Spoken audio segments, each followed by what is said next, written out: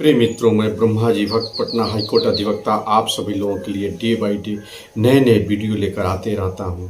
कानून पे विशेष जानकारियां आपको देता रहता हूं कि आप कानून की विशेष जानकारी प्राप्त करें और उसे आप अपने जीवन में कानून की जो भी अड़चने हैं उसे आप अपने आप को सफल बनाएं।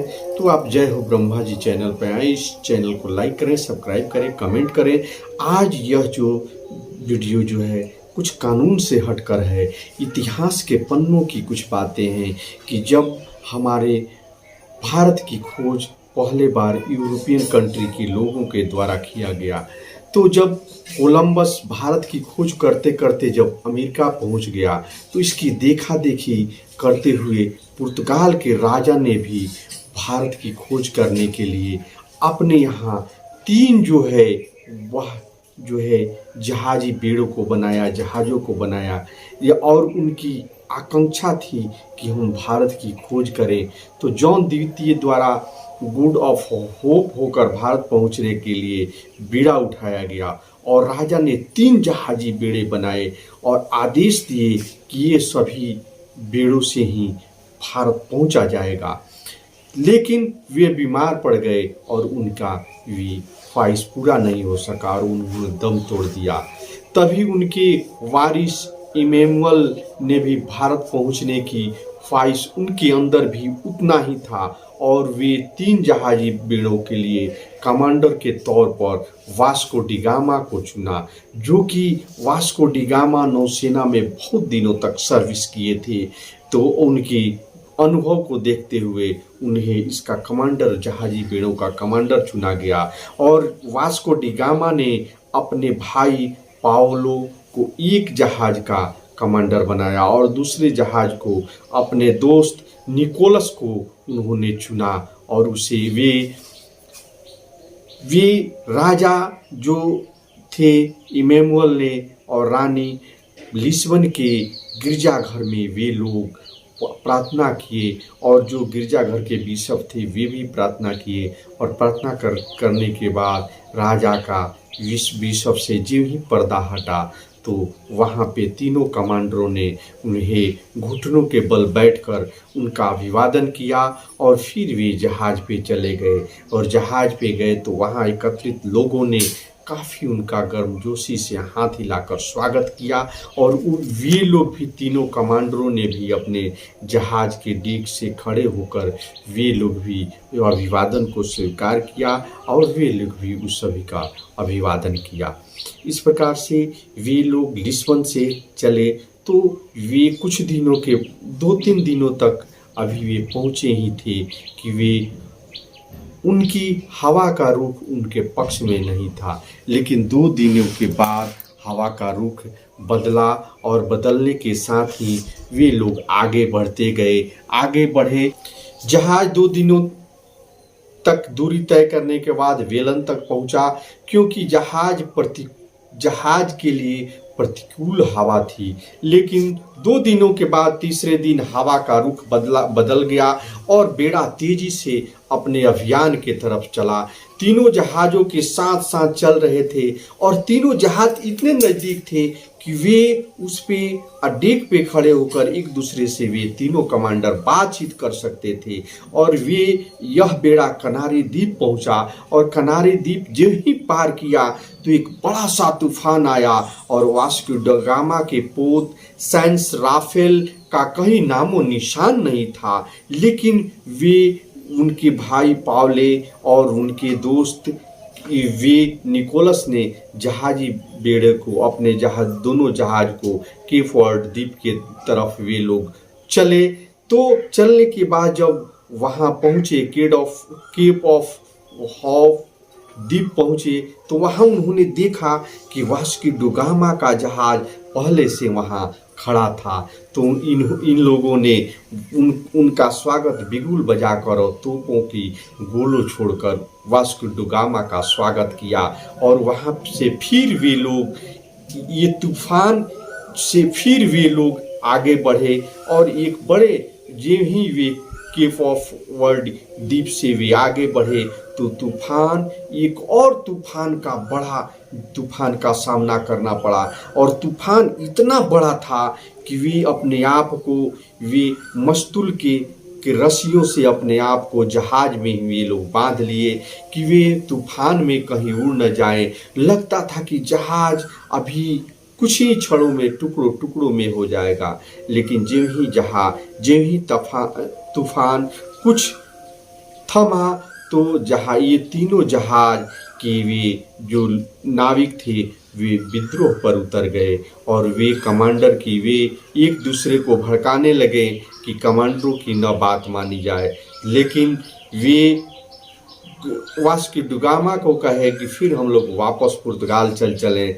तो वास्को ड गामा ने कहा कि या तो हम भारत पहुंचेंगे या यहीं मरेंगे।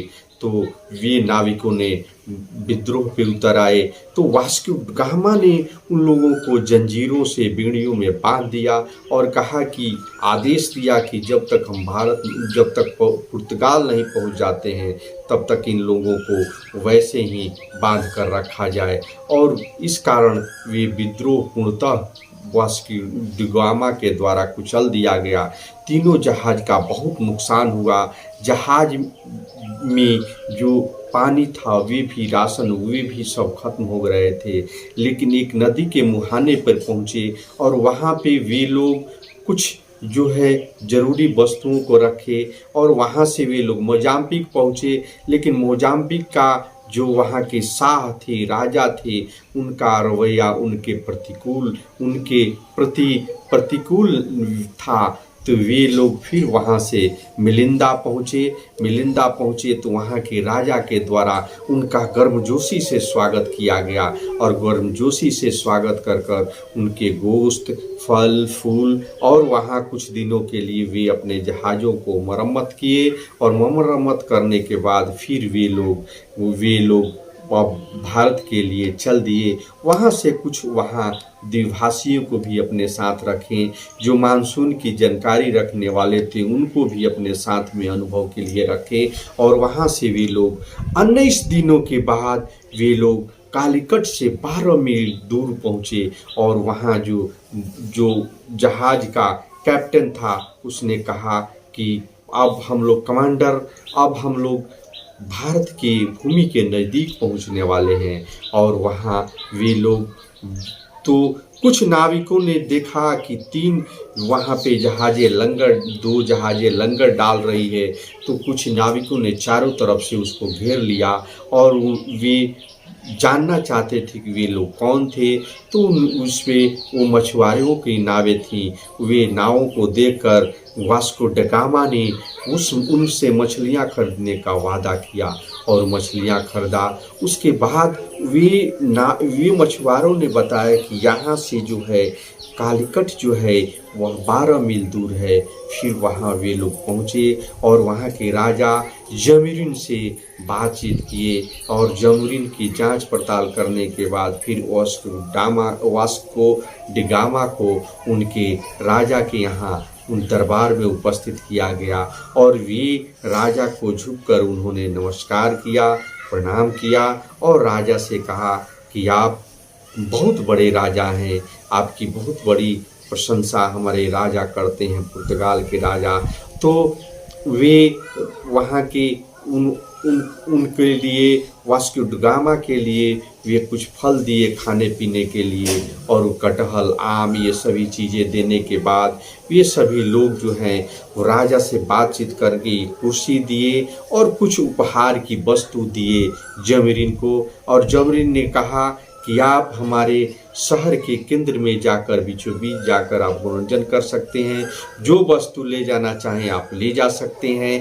तो कुछ दिन रहने के बाद वे लोग राजा के यहाँ रहे और राजा बहुत से प्रश्न उनसे पूछे कि आपके राज्य कैसा है, आपके राज्य के सैनिक कैसे हैं, आपके पास कितनी जहाजी बेड़े हैं, आपके यहाँ क्या क्या उपजता है, आपके यहाँ क्या क्या होते हैं, आपके यहाँ खाने पीने की क्या व्यवस्था है।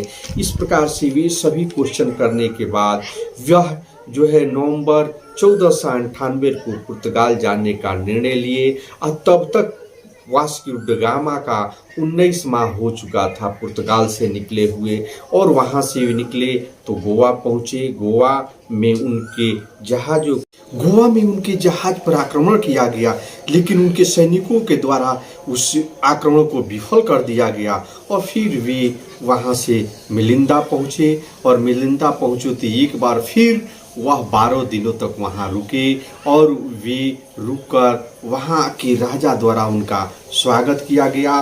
और धीरे धीरे फिर वे लोग वहाँ से आगे बढ़े और केप ऑफ द्वीप पर वे पहुँचे तो उनके भाई बीमार पड़ गए, और अगले दिन वे दम तोड़ दिए, और वे दम तोड़ने के बाद वहीं पे उनको दफना दिया गया।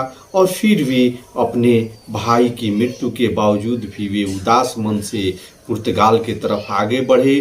तब तक पुर्तगाल के राजा के पास इनके सफलता की चर्चा पहुंच चुकी थी, और इनके वहाँ पे चर्चा हो रही थी। और वे जब उसे पुर्तगाल में लिस्बन बंदरगाह के पास पहुँचे तो उनका गर्मजोशी से वहाँ स्वागत किया गया।